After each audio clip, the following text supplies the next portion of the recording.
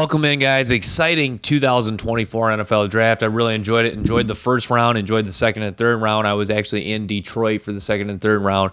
So that was really cool. So, yeah, Detroit Lions made some good picks. I think the LA Rams made some good picks. I think the Chargers, the Pittsburgh Steelers, those are notable winners. I'm going to get into that right now. But, yeah, so I think we'll start. We'll break down. We'll talk about the first round first.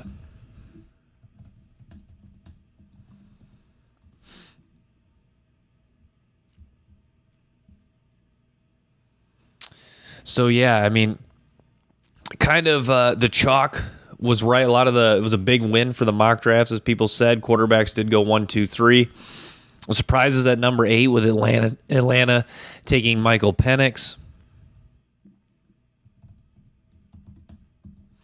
Pull up the draft tracker. I kind of like the setting on this.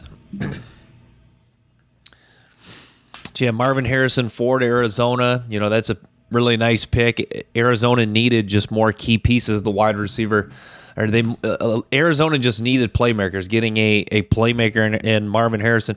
You know, I was kind of when they were on the clock, I was like, could this be Malik Nabers? Could Arizona surprise some people here?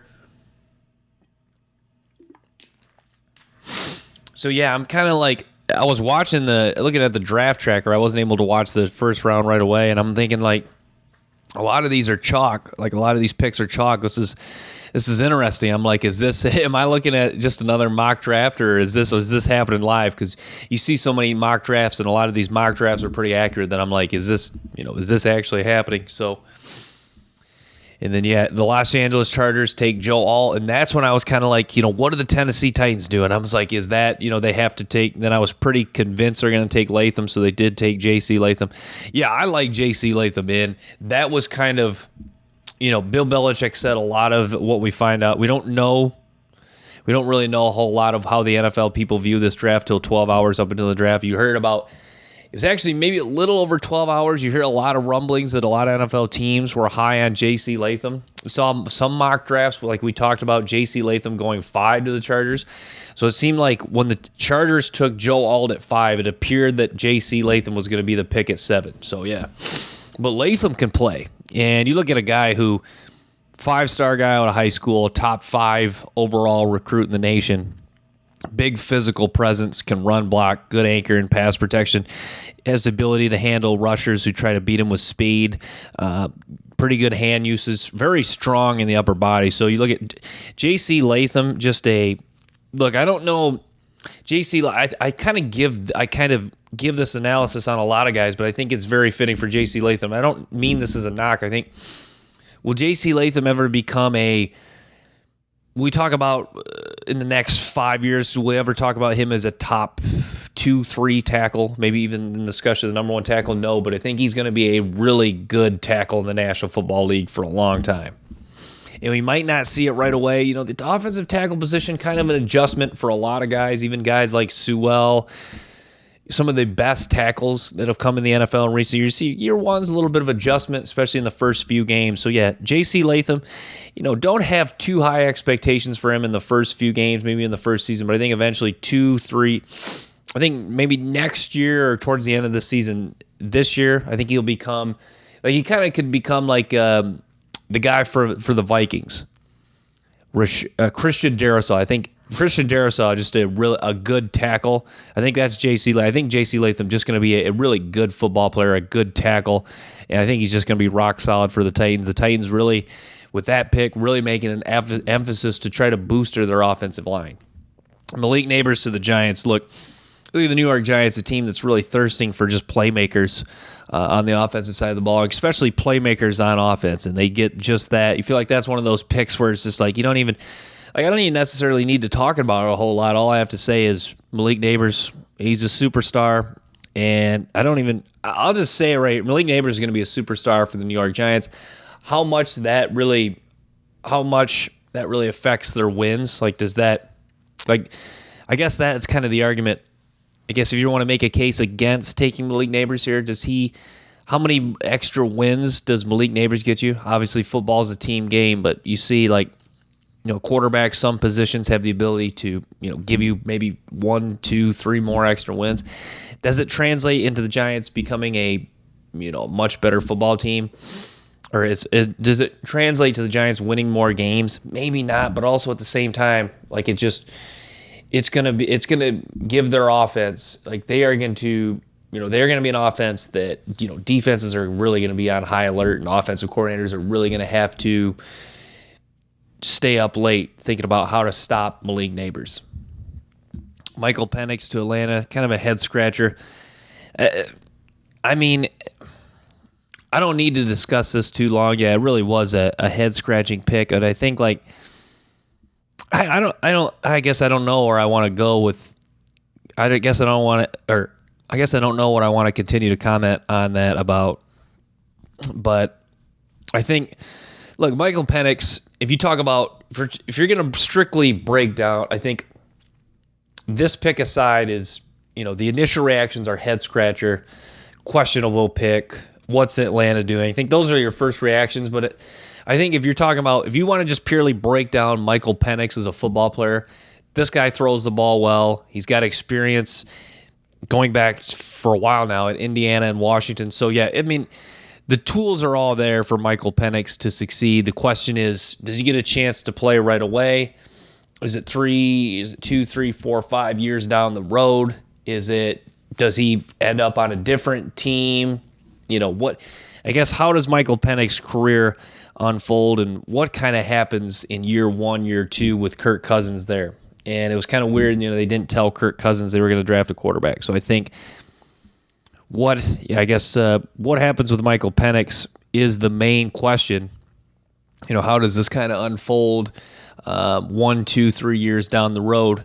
But if you're purely strictly, I just want to, if you're looking at this positively, if you want to talk about Michael Penix as a player, guy that can throw the ball with a lot of zip, accurate, good career, went through adversity with some injuries. So Michael Penix, a good player, sounds like a good guy, good leader.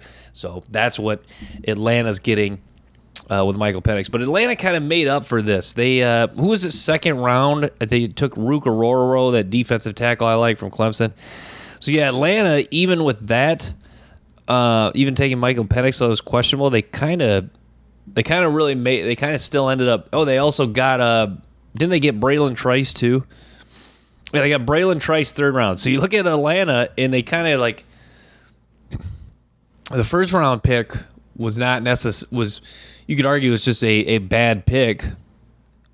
Granted, they had signed Kirk Cousins, but you look at, they kind of make up for it with Braylon Trice in the third round, a guy I really like, a guy I think would be a solid starter, and then they get Rukaroro, so they're still able to get a quarterback. Now, obviously, that might not pay dividends next year since you have Kirk Cousins, but then you still get Rukaroro and Braylon Trice.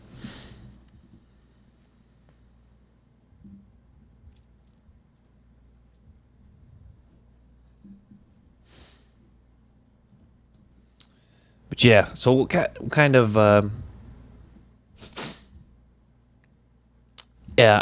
Raiders got Brock Bowers, pick 13. That was a pick I like. The Saints at 14 getting Talisa Fiaga. Saints were really linked to taking an offensive lineman. They do just that.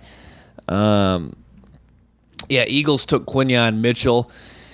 That was kind of the big debate, or that was a lot of people were talking about when is the first cornerback going to go. Quinyon Mitchell goes first, and then Terrion Arnold is the second corner. The Lions trade up with Dallas to get him at 24. But yeah, Quinyon Mitchell, Terrion Arnold seen as the consensus top 2 corners in this draft. And yeah, both just really good football players. Xavier Worthy to the Chiefs. Nate Wiggins. Yeah, Xavier Worthy to the Chiefs at 28. Look, I have, I guess maybe a pessimistic view of that pick. I think Xavier Worthy, if you're making that pick and you're the Chiefs and you're saying, and you have the thought process, you have the thought, this guy, or you're pounding your fist on the table saying this guy's going to be our next Tyreek Hill. This guy's going to be that. If you're saying that, I think that's a little bit far-fetched. But I think realistically, can Xavier Worthy be a guy that can create you some big plays like Tyreek Hill? Maybe not as frequently as Tyreek Hill, and not as good. You argue maybe he is kind of like a poor man's Tyreek Hill. Probably most likely. But yeah, I think to say he's going to be Tyreek Hill, I think is a little bit far-fetched. But look, I mean, Xavier, or you look at the Kansas City Chiefs, a team where coming off a Super Bowl, not a whole lot of needs. They're going to be really good again as long as Patrick Mahomes is still taking snaps for them. So this is kind of one of those picks where let's just see. It's kind of a little bit of a swing for the fence. Now, obviously, I think Worthy does have a fairly high floor, but also, I think the best way to put Xavier Worthy is I think he has the good. If you want the good news with him and the bad news, at least in my opinion, I think the good news is he has a higher floor than people think, but I think the bad news, I don't think he has necessarily as high a ceiling as people think. So yeah, it's Xavier Worthy's tough for me because I guess the bottom line is I like him, I don't love him, and I think he can have some flash plays like Tyreek Hill, but to say he's going to be Tyreek Hill, there's only Tyreek Hill is Tyreek Hill for a reason. There's only so many guys that can run that are as fast as Tyreek Hill, as explosive, make as many explosive big plays on a weekly or a consistent weekly basis as Tyreek Hill. So it's Tyreek Hill, a very rare skill set, and trying to find a guy that's like him is very difficult. Cowboys took Tyler Guyton. Yeah, I like the Cowboys making an emphasis to have a strong offensive line once again. 49ers take Ricky Pearsall. It's a pick I didn't necessarily love, even though I like Pearsall. To me, I think the 49ers they've actually kind of drafted weird. They feel like they've kind of gotten a tad bit lucky. Like Fred Warner was like a third-round pick. Who would have thought? I'm sure they liked him, but who would have thought he would turn into a superstar? And then, they were bad enough that year to get Nick Bosa. So you kind of anchor your defense with two guys like that, with one with a little bit of luck, and then the other guy you were able to get just because that year you were so bad that you were able to get Bosa, that you're able to have a high enough pick to get Bosa. So you could argue it's a little bit of luck they came down with superstars, and they have missed on some guys. Like you look at Kinlaw. Kinlaw was a miss. Ayuk's been pretty good. I would say Ayuk was pretty good, but they're arguing they could trade him. So I guess the point with the 49ers, yes, they've had some big hits, but also they've had quite a bit of misses too. Like Trey Sermon too, for example. He was like a third-round pick. That was a miss.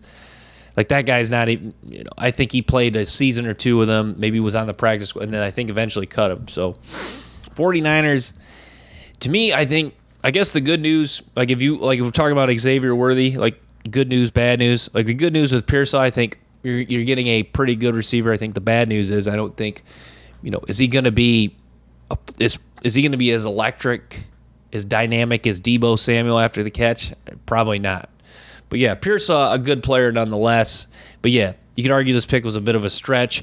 But then you could argue if this was their guy, then I guess you can't fault him too much. So I guess we'll see what happens with Ricky Pearsall. But yeah, to look at this positively, if that was their guy, then that was a good pick. It was a good, then I guess you can't really fault him too much. Carolina Panthers take Xavier Legette. That to me, that strikes me. That's kind of like that epitomizes the pick 32 of the first round. Because like Legette, oftentimes it's like a receiver skill position guy, and it's a guy who has got some upside, but most people didn't see him as a first round pick. That's a lot of times what happens at pick 32. So Xavier Legette, most people I think has like a early mid second round guy. Carolina takes him here, but yeah, Legette got good speed, good size. I don't think wasn't viewed as one of the top receivers, but also a guy that could really have a nice career in the NFL. And I think he's a guy that looks like he's ready to play right away. It looks like he has enough understanding of the game and in a physical element with his size and ability after the catch to really help this Carolina Panthers team and help this offense right away. Buccaneers getting Graham Barton. That was a pick I like. We'll break that. Yeah, Lions, Terrion Arnold. Yeah, that was, talk about a pick that fills a need and just a really good pick. Yeah, the Eagle, I got to talk about, so the Eagles, I absolutely love that the Eagles got Quinyon Mitchell and Cooper DeJean back to back. Those are two really nice picks by Howie. I think that's Howie Roseman. This was kind of interesting. Howie Roseman goes kind of against his conventional ways, if you will. Howie Roseman was always a believer. He's never really valued the cornerback position. He's kind of been He's always been a build the trenches guy. Have good safeties. Then they found a quarterback in Jalen Hurts. So Howie Roseman, and he's about athletes too. He's about athletes, and he's just the guy talks about. He's just a psycho he obsesses about getting talent on this team. So he's like, you know what? We have a need at corner. There's two freaky athletic guys, Quinyon Mitchell, Cooper DeJean. Cooper DeJean, he has the ability to return punts and kicks too, and can play safety, can play nickel. So you look at Quinyon Mitchell, let's go get us a guy with a freakish corner with some upside. We feel like he's got a little bit more, there's more meat on the bone. There's more room to grow for Quinyon Mitchell, however you want to put it. And you look at a guy like Cooper DeJean, a guy, they're thinking like, yeah, this guy could play free safety for us, strong safety, nickel. We can put him at outside corner. So you get a guy that's, a true outside corner, guy that can excel in off coverage. Then you got a guy like Cooper DeJean that can just do it all. And then if we need him to return punts and kicks. So those are two really good picks for the Philadelphia Eagles. That's Howie Roseman at his best. He loves athletes, and he just is a psycho about acquiring talent. And if you notice the Eagles, if they have a weakness in their roster, Howie Roseman attacks it. Like running back was a weakness. He just made an emphasis to attack it, getting Saquon Barkley. And then, he just is obsessed with building the trenches. I love Howie Roseman, Brad Holmes are the two best GMs in the National Football League, and I say that with conviction. Those two guys, you talk about those guys just, a lot of times I talk about scouting. I don't think people realize scouting is kind of something, it's something you can practice, but a lot of times you either have it or you don't. It's kind of like a lot of kids are just born. I feel like sports kind of came naturally for me. Like you look at like some of the best athletes you knew, or some of the best people that are some of the best athletes in general. Like, for example, these guys are drafted in the NFL. Like sports comes naturally. I think scouting's something that it's something you have an ability, you can do or not. Like you look at why NFL teams fail. They just have people that, yes, they know football, but knowing football is one thing. Ability to recognize what a guy can do and what level he can do it at is another thing. Brad Holmes and Howie Roseman just have an understanding of they can spot talent. They can understand guys that can play. They get a sense for what guys can do, and they have a good understanding of their roster and where they need to get better and what positions and players they need to attack.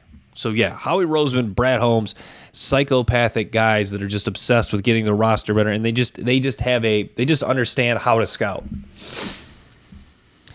Steelers took Troy Fontenot. Steelers had a really good draft. Bengals took Armarius Mims. Bengals continuing to try to improve on the offensive line. The Jaguars get Brian Thomas. Jaguars with maybe the two most interesting picks. Like if you look at, and I say interesting can mean good or bad, obviously good, bad, and different.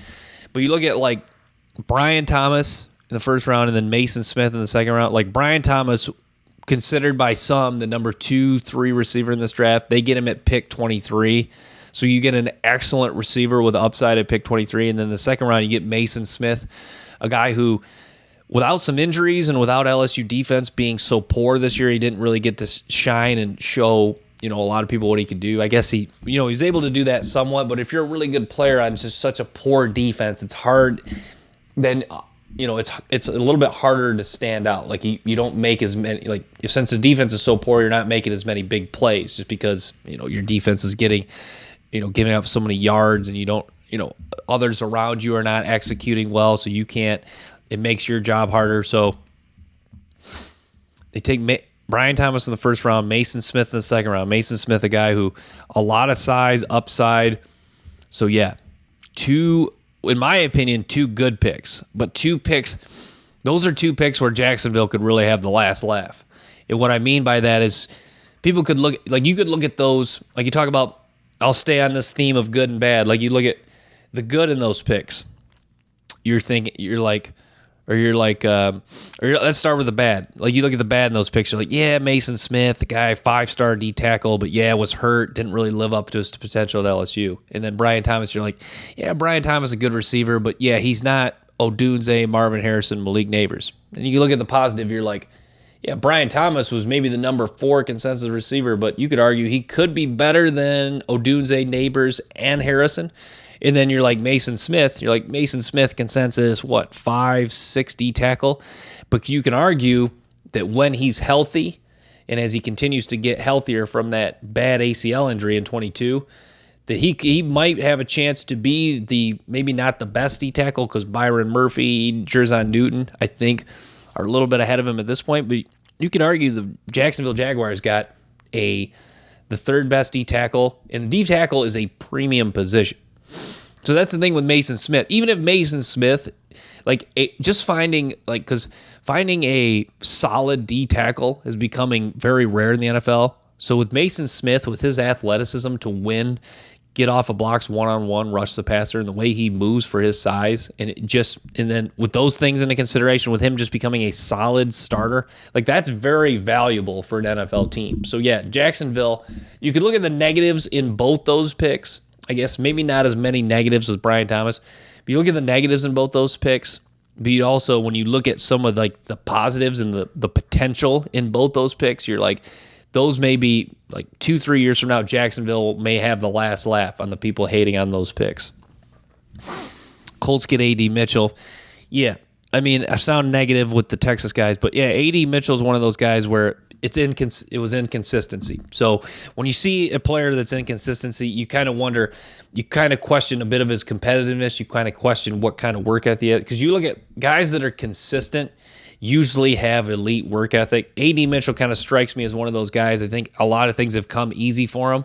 Not to say he doesn't work hard, but usually the guys that it comes easy for, sometimes their work ethic's just okay. And then with good talent and just okay work ethic, sometimes you'll see inconsistencies because you'll still see the flash plays because of their ability, but also the work without the work ethic. You just just makes sense that it's not going to happen on a week-to-week basis. For example, Jadeveon Clowney is kind of the perfect example of good talent, arguably, very good to elite talent with just okay work ethic. You saw that reflected in Jadeveon Clowney's NFL career. Ups and downs. Not consistent on a week-in, week-out basis. That's what A.D. Mitchell reminds me of. Look, I don't even know A.D. Mitchell personally. I'm actually kind of got to be careful here because I don't even know what his work ethic is. But to me, he just kind of, sometimes you watch guys on tape, even growing up, playing sports, some guys you can just watch and you kind of get a sense the guy knows he's good, and he the way he plays, it's kind of too cool for school. I don't need to work that hard. Yeah, it's always come naturally. I don't need to. Growing up, I played against some guys like that, and they were the guys they were kind of, and the play was like that too. So yeah, that's the thing. A lot of the best guys, best athletes you play with, their work ethic was consistent. Or the best guy, and even the guys I played with against, their work ethic was consistent. So that's what concerns me with A.D. Mitchell. Is the work ethic consistent? Can the Colts rely the Colts obviously saw some top-end play from A.D. Mitchell, like everyone else. Making this pick, obviously this is, I guess you're not investing a first-round pick, but you're still investing a second-round pick. Making this pick in the second round, can we bank that we can get consistent high-end play, or at least high-end play and effort from this guy on a week-in and week-out basis? I think that's the question the Colts ask themselves, and it appears the answer is yes. So they got to figure out how to do that. Green Bay Packers took Javon Bullard. Yeah, another guy I like. Bullard, just a good football player. Lions took Ennis Rakestraw is another pick I like. 49ers took Renardo Green. I thought he was going to go later. Bills took Cole Bishop. Yeah, Bishop was a guy I liked. The safety class not getting as much love, but Cole Bishop's just a really good player. Steelers, Zach Frazier. Love Zach Frazier. That's a Pittsburgh Steelers pick. Zach Frazier, just a good football player. The guy he's a good football, and he's a guy where, forget the measurables. I don't even know what he tested at. If you just turn on the tape of Zach Frazier, just like, that guy's a good football player. That guy knows how to use leverage. The guy competes each and every play. The guy, gets himself into ideal positions to execute run blocks. Guy's a good pass blocker. He's smart. Gets off the snap quickly. Whatever. Forget measurables aside with Zach Frazier. Zach Frazier just a good football player. Alrighty, so let's keep talking NFL draft, baby. The Bengals took Chris Jenkins. Yeah, that was Chris Jenkins was a guy I thought was going to go high too, or at least higher than people thought. It's fun. Mason Smith, I know I've kind of broke down Mason Smith, but Mason Smith was the perfect guy, or he's kind of the typical guy each year that would go higher than people think, just because, I've talked about Mason Smith a lot, but he's an interesting guy just because you talk about J.C. Latham. Guys are 5 stars out of high school for a reason. Mason Smith, 5-star, number 1 defensive tackle out of high school. Does that mean he's going to become a star in the NFL just because he was touted highly out of high school and he had a pretty solid career in college? Does that translate that he's going to be good in the NFL? No, but to the NFL guys, that means something. Well, I'll say this. It means something to at least one GM, because you listen to Howie Roseman. A guy being a former 5-star, Howie Roseman talked about that with some, like Keely Ringo last year, for example. They took him. He talked about he was a 5-star, number 1 athlete coming out of high school. So these NFL GMs, is that like a critical thing they look at? No, but it's also something they also keep in mind. And with Mason Smith, a lot of guys are 5 stars for a reason. Because Mason Smith, there's not a lot of human beings as big as Mason Smith and can move like him and can win one-on-one consistently. He just has a good natural feel for rushing the passer. Raiders, Jackson Powers Johnson. Yeah, the Raiders, once again, though, Raiders with a couple of really good picks, like 1 and 2. But my issue with the Raiders is each year they always have, at least in my opinion, 1 or 2 good picks, and then the rest of the picks are just kind of like, eh. It's almost like they know how to scout, some of the top. They have a good feel for, the top 50, 60 players in the draft, but after that, it's kind of like it just drops off. Packers took Edgerrin Cooper. Yeah, Green Bay kind of having a draft expect. Yeah, the Packers GM, I forget what his name is, but yeah, they really tend to gravitate towards drafting defensive guys, and they did just that. Edgerrin Cooper, the linebacker that I talked about, they took not Malachi Starks. He'll be eligible next year. They took Javon Bullard. Malachi Starks, the other safety for Georgia. Houston Texans took Kamari Lassiter. Yeah, Lassiter at 42. That's an interesting pick because, Lassiter, you look at, this guy isn't going to blow you away with movement skills, but if you talk about a guy that good, solid starter on a championship level Georgia team these past couple years, that's Kamari Lassiter. So I think this guy could be a starter in the NFL. I just don't. The bottom line with Lassiter is, what's the upside for this guy in the NFL?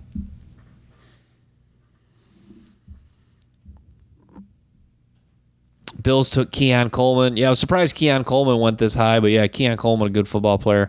Chargers take Ladd McConkey. That may have been my favorite. That may be, well, I got there's a few nominees for my favorite pick in the second round, but that might be my favorite pick in the second round was the Chargers taking Ladd McConkey. Ladd McConkey, that was a pick where it's the Chargers are screw that Ladd McConkey's the consensus 5th, 6th receiver. Now, I don't know if he might have been the 6th receiver off the board, but that's a pick where it's just forget where Ladd McConkey's ranked in regard to other receivers. Looking at, if you turn on the tape of Ladd McConkey, you're just this is a good football player. Forget, I don't think his measurables are the best either. He's kind of like with Zach Frazier. Throw out the measurable. Ladd McConkey is just a good football player. He's going to be a really good wide receiver in the NFL. Commanders getting Jerzon Newton. Yeah, Washington. over the years. It seems like they've really made an emphasis to, just get really good football players in the defensive line. And that's Jerzon Newton. Jerzon Newton, really good defensive tackle, guy that's got the versatility to play like defensive end or 3-4 defensive end. Really excel in the 3 technique and the 4 technique. So a lot to like about his game. Yeah, Rams taking Braden Fisk. The Saints at pick 41 getting Kool-Aid McKinstry. If people would have said last year at this time when Kool-Aid was seen as a consensus number 1 corner, if people would have said he was going to go 41st overall, pick 9 in the second round, I think a lot of people would think that was crazy. A lot of people had him penciled in as a first-round pick. But, yeah, he goes here in the second round to the Saints. Saints, a couple of rock-solid picks in the first 2 rounds, and Talise Fiaga, and then Kool-Aid here in the second. So, yeah, solid picks for the Saints. You could argue they could have been better, but yeah, certainly not bad.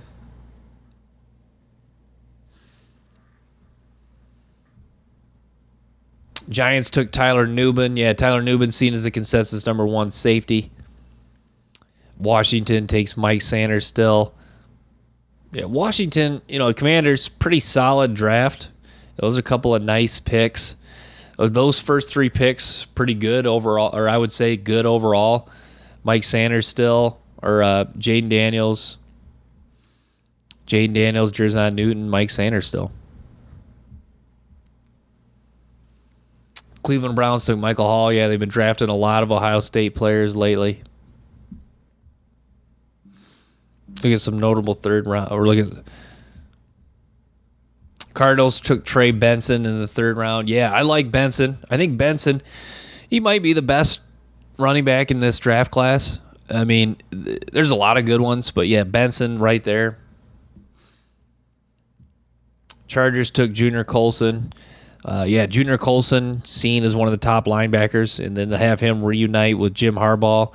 I think Colson's got a chance to be a really good player in the NFL, just a guy that started all 3 years at Michigan, just a really good all-around linebacker.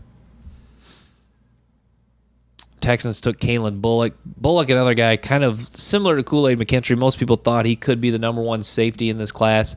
If people fast forward to last year around this time or the summer when there was kind of like early scouting for this year, if people said Bullock was going to go 78th overall, I think people would kind of question that. Then Jermaine Burton, too. Jermaine Burton, number 80. Burton, an interesting guy because I think the skill set's there for him. Just want to see a little bit more consistency from him. I think that's what the Bengals are thinking. They're like, measurables there, skill set there, hands there. Played at 2 big-time programs. Georgia transferred to Alabama. They just want to see it consistently. Seattle, Christian Haynes, too. Christian Haynes, a guy I like, too. Just a very big physical run blocker. Blake Corum, too. Yeah, Seattle with a really great draft. I'm going to pull up the Seahawks draft. I like Seattle. Seattle's draft that's one where you feel like they have a plan. Like we're going to get back to, we're going to own the line of scrimmage. We're going to try to get a defense that is comparable to that 2013 Super Bowl team. Like, we got Byron Murphy. We took Witherspoon last year. I mean, we got a couple of legitimate dudes on the defense. Christian Hayes, too. And then they got A.J. Barner, too. Nice, pretty solid tight end out of Michigan. DJ James, a corner. Nehemiah Pritchett, solid corner. Got both the corners from Auburn, both pretty good. Yeah, but you look at those. Yeah, those Byron Murphy, really nice pick.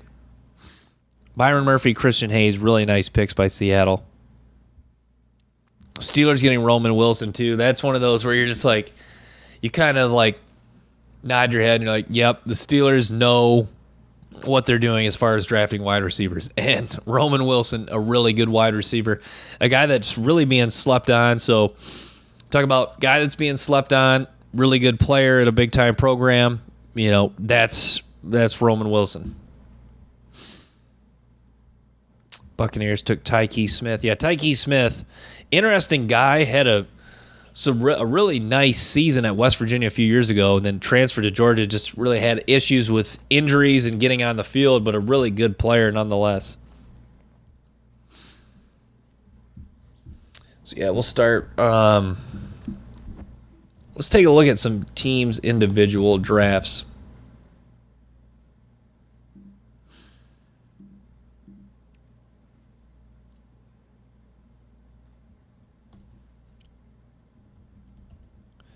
We'll look at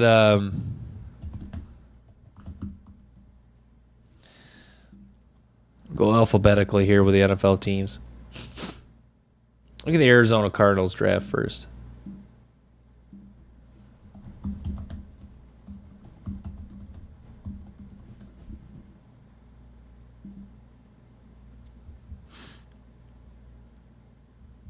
Yeah, we'll pull this up. Is there a... I got to see if there's a way to see...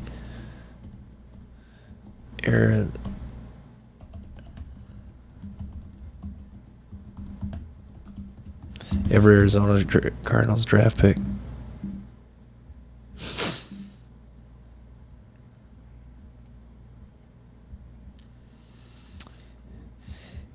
Yep, so they took, a couple of these we talked about. It took Marvin Harrison first round, Darius Robinson first round. So yeah, you talk about like winners of the first round. I know they had 2 picks, but winners of the first round, Marvin Harrison, Darius Robinson. Max Milton, too, I'm not too familiar with, too. I know he played at Rutgers. The guy, unfortunately, just didn't get to watch his tape. Heard good things about him. I think he's a consensus number 7, 8 corner. So talk about top 10 corner, second-round pick. So a guy who hopefully can cover for him. I guess that's the bottom. Talk about the most simple way of, or the most simple question to ask when you draft a corner: can you cover? Appears Max Milton, from what I'm hearing, I'm going just off of hearsay too, which I don't like to do, but it appears Max Milton can cover, and he had a nice career at Rutgers. So hopefully they get them a guy that can play some coverage, just be a good all-around corner, and hopefully eventually become a starter. They took Trey Benson too, Isaiah Adams in the offensive line, Tip Riemann, tight end, and then Elijah Jones, defensive back. Elijah Jones. Where was Elijah Jones from? But yeah, Darius Robinson, the bottom line, he can rush the passer. He's got some quickness off the snap. Had a really nice season this past year. Had his best year at Missouri, a defense that was really good. You know, they had him, Rakestraw that went to the Lions. They had a linebacker that got drafted. So Missouri, a really good team this year, and they had several good football players.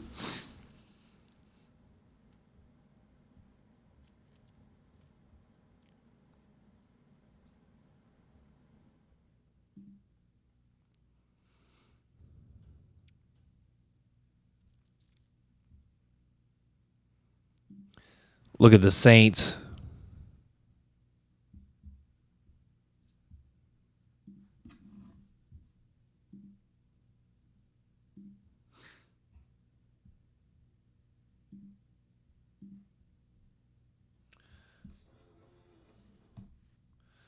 Pull up the Saints here. Or no, we'll do Atlanta next. So yeah, Atlanta, Michael Penix. They took Rukaroro, Braylon Trice, Brandon Dorlus, J.D. Bernard, linebacker out of Notre Dame, Jace McClellan, Casey Washington, Zion Logue. Yeah, Atlanta I think Atlanta's draft, like you talk about, we'll stay with the good and bad theme. Atlanta had a draft that's just very indicative of Atlanta. And let me pull up their last few drafts. What I mean by that is like Atlanta, kind of like the Raiders. Like they have every year they have like a pick or two I like. Then they have some other picks that are just like head scratchers, stretches, probably, and it's just arguably not that good of picks.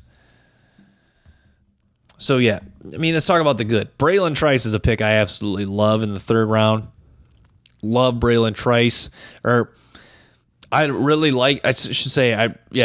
Braylon Trice. I think that is a excellent value. I mean, talk about this is a guy that many thought could sneak in the first round, most likely would go second round. You get him in the third round, absolute steal. Rukaroro, nice pick. A guy who, yeah, just a really nice career at Clemson.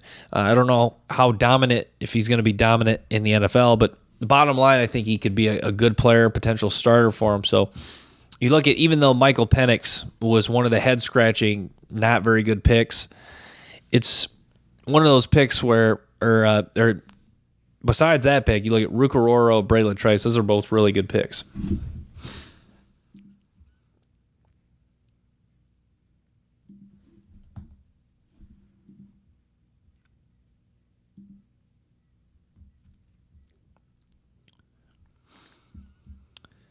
But yeah, you look at Atlanta last year, like Bijan, a pick I really liked.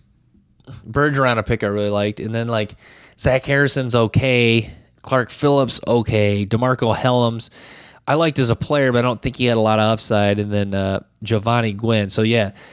And then you look at, like, and then even, like, 2022, I like Drake London. I like Troy Anderson. Arnold Ebiketie in the second round. I didn't like Ebiketie that much. So you look at, like, Atlanta, it's kind of the similar thing to the Raiders. Each year there's a couple picks. Obviously, you know, I could be wrong. These guys still have time, but, like, there's a few picks. There's always, like, Atlanta, there's good and bad. There's a few picks you like, and there's a few picks you're like, I don't know. Okay, Baltimore. So, yeah, Baltimore, Nate Wiggins. Nate Wiggins, an excellent pick. I mean, get this guy 30th. But if you didn't know anything about Nate Wiggins, like if you just knew that he was 6'2", ran 4.3, obviously that's not everything. That does not necessarily mean he's going to be dominant in the NFL. But if you just knew those two things, and you're like, we got this guy at pick 30, you'd be like, okay, like that would immediately give you some intrigue. So yeah, Baltimore, gets Nate Wiggins at pick 30, guy that not just is 6'2" and runs 4.28. This is a guy that just excels in man coverage, played against some good receivers this past year and throughout his career at Clemson, and just a highly regarded athlete out of high school, so a good pick. Roger Rosengarten, good offensive tackle from Washington. Adisa Isaac, guy he's a speed rusher. That's Adisa Isaac's game. You know, quickness off the snap, trying to beat people around the edge of speed. That's Adisa Isaac's game. TJ Tampa, too, pick I really like here. TJ Tampa was a guy I thought might go late first round. They get him here in the fourth round. I don't know what the issue was, why he slipped, but yeah, I really like TJ Tampa. Devontae Walker, too, they got in round 4. Devin Leary, 6th round. So yeah, good draft by Baltimore.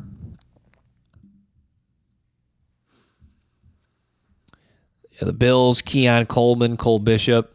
A couple of rock-solid picks by the Bills. First two picks, Keon Coleman and Cole Bishop.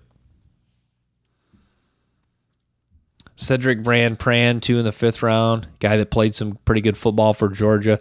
Edufan Olufosio, linebacker from Washington in the 5th. Yeah, Olufosio, guy who had some injuries at Washington, but just a pretty rock-solid career overall at Washington.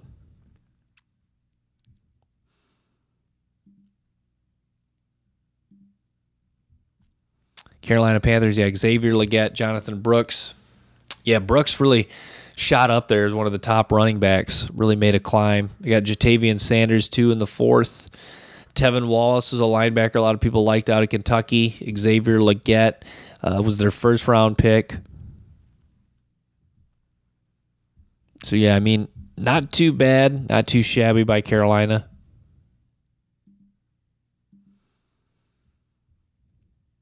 Cincinnati Bengals are Marius Mims, Chris Jenkins, Jermaine Burton. Yeah, quietly, the Bengals had a pretty good draft.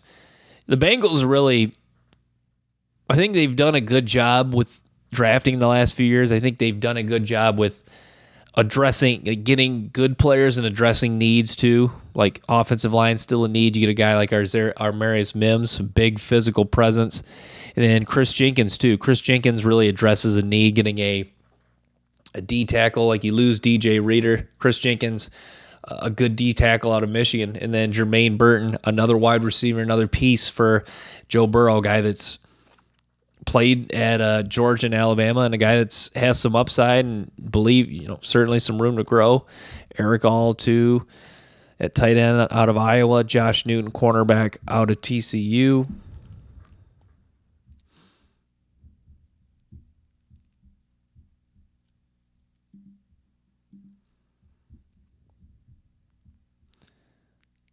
Yeah, the Browns, Michael Hall, D tackle out of Ohio State, Zach Zenner, guard out of Michigan. Those are some of their notable picks. But yeah, I love what the Rams did. I mean, I could keep going down the list, but yeah, I love what the Rams did. Braden Fisk, Jared Verse, excellent picks. Blake Corum. Yeah, though, like you could argue, like Blake Corum is probably like the one pick of the first three you could knock, but also like I feel like that's a pick where it's like, okay, you got two guys with high upsides in Braden Fisk and Jared Verse. I think Jared Verse has a really high upside. You could argue Braden Fisk has a really high upside as well, but I think it's safe to say he does have an upside. So you get two guys with a high upside and positions of need too. You want to continue to bolster your defensive line with Verse and Fisk, and then you're like, okay, it's third round now. We got a guy. There's Blake Corum sitting there. Blake Corum, even though maybe not the fastest guy, most freakish athlete, but Blake Corum, you talk about Blake Corum, just a good football player. So LA Rams did a good job of acquiring good football players and then getting guys with high upside. Jared Verse and Braden Fisk. Yeah, what the Steelers did was awesome too. Zach Frazier, Roman Wilson. Like Roman Wilson maybe, even though, what round was that they got him, but Roman Wilson may be the most underrated player in this draft. Like he's the guy that's like, I'll say it now, and I think he's the guy that like could be really good from this draft class, and people would be like, how did we not see that coming? I think that's Roman Wilson. Roman Wilson just really being slept on, really being underestimated, and he's a guy that just like it's all there for Roman Wilson. There's not really a lot of questions in his game. Like, I guess maybe if you want to be nitpicky, I guess the one question is like, can this guy, or like you don't necessarily want to play him on the outside too frequently. Can he do it? I think he'll excel more in the slot, but also, he has the ability to play on the outside. I guess if you want one knock against Roman Wilson, but I mean, talk about ability to adjust to the ball, make yards after the catch, competitive, tough, physical, will block. Those are all things that are associated with Roman Wilson's game. So Roman Wilson, just a really good football player and a really nice pick from the Steelers. And it's one of those picks where you're just like, yeah, Pittsburgh knows what they're doing.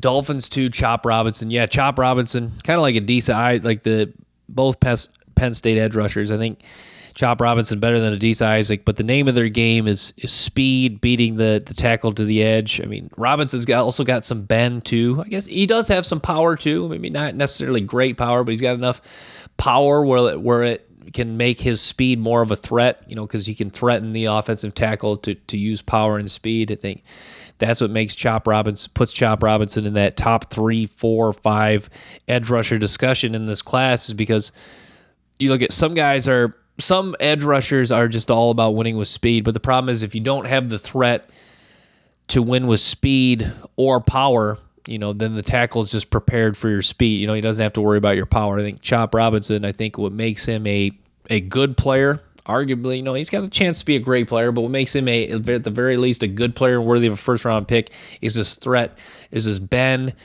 is his speed, and then the fact that his speed to power is good enough to really threaten tackles. So I think that's what stands out about Chop Robinson. But yeah, the Eagles really excellent draft. And yeah, I could really talk at length about Quinyon Mitchell and Cooper DeJean. Those are just such excellent picks. Those picks just really epitomize, what Howie Roseman's all about. Just getting good football players, getting athletes, getting guys that are versatile, getting guys that have a chance to, maybe if they don't play right away, have a chance to be eventual starters, and just continuing to add depth. Like this is the Lions. I think that's why the Lions, like Brad Holmes and Howie Roseman, are so good. They're just like, they draft guys where like they make the emphasis best football player, best player available. I haven't necessarily heard Howie Roseman say that, but it kind of like you kind of see that's what he goes by. But they don't, like last year, for example, like was Jalen Carter necessarily high on their list of needs, like D-line? But it's one of those where it's just like, we just want to get as many good football players. We just want to, acquire depth, just competitiveness. And even if the NFL, like you can't keep everyone. So even if you have too many guys at one position, or, you could argue you can never have enough guys in one position, but even if you do, if you lose a guy to free agency, then that spot's just filled.